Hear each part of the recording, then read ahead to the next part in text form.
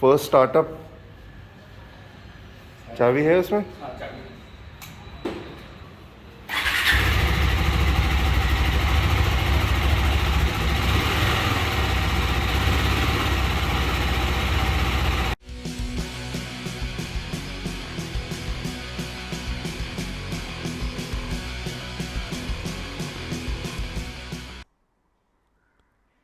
Hi guys, how are you doing?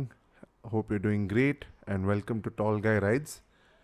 In today's video, we are covering Shohrat's purchase decision as he picks up a KTM 390 Adventure after owning a Royal Enfield Himalayan and clocking over 60,000 kilometers on it.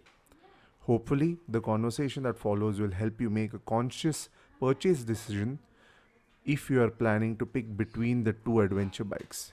Congratulations, Shohrat, on picking up the 390 ADV. Finally, बहुत अपन बात कर रहे थे. Now it's here. It's the white one, as you guys can see. So, Shohrat, can you share your riding journey with us so people get to know you a little bit better and your decision making? So hi everyone. I am Shohrat Shankar.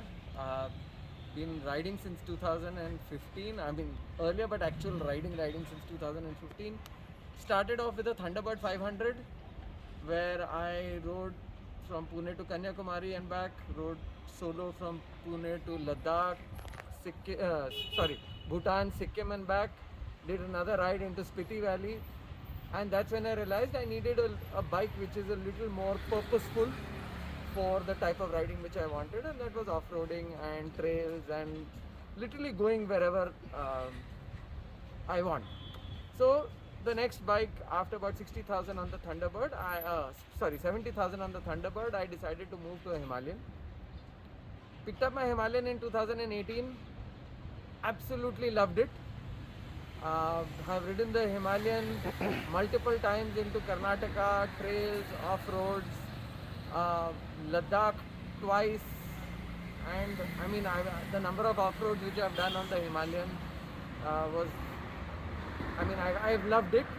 Has it had it, or did it have its challenges? Some of them, but I think overall the value for money which I had for the Himalayan was absolutely brilliant. I loved the 60,000 kilometers which I've done on it. I have loved the off-roading, the trails, the touring which I've done on the Himalayan. But now it came time to upgrade. I mean, every journey, every ride is about moving to the next level. And for a long time I was looking at the ADV 390, while if you look at it in comparison, greater power for sure than the Himalayan, much better at touring for sure. I had my apprehensions regarding two things which you see online. One is the seat height. I'm 5'6", so they generally say it's great for 5'8" and above. So that was the first reason why for a long time I was hesitant and apprehensive about picking up this bike. The second reason was a lot of people spoke about the lack of low-end torque or the low-end grunt and the ground clearance of sorts. So yes, you see this on YouTube, you see a lot of reviews, people making statements. So I was also hesitant until one of my club members very nicely decided to lend me his bike for about 2-3 weeks because he was out of action. So I rode his ADV 390 for about 3 weeks. I did ghats, I did off-roads, I rode it in the city, and I realized height was not that much of a problem. Right? It's a lighter bike. It's about 20 to 30 kilos easily lighter than the Himalayan. So I didn't have a challenge with the height.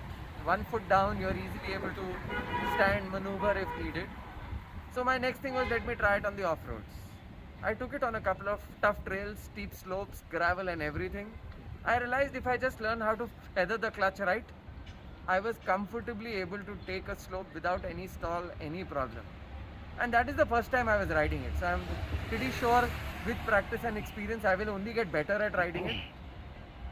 And I realized also that, yes, if you see the ground clearance is a little lower than the Himalayan, but only 2 centimeters lower.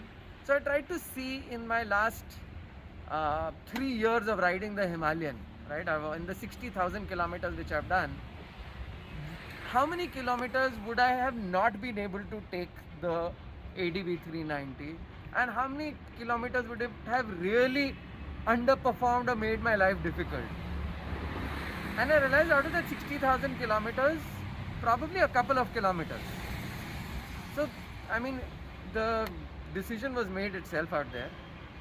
Uh, Additionally, when I see that where all it would perform better on the highways, ghats, off-roads as well, I mean trails. So I am an off-road rider, but I'm not an enduro rider. So anyone who's looking at off-roading, touring, so when I say adventure touring, so many people say this is a tourer adventure. I'd say no, this is an adventure tourer as long as you're not trying to do enduro on it, right? It's great for trails, it's great for slopes, up, down, anywhere. But if you decide to climb a mountain with lots of stones and rocks, yes, you will have a challenge on this.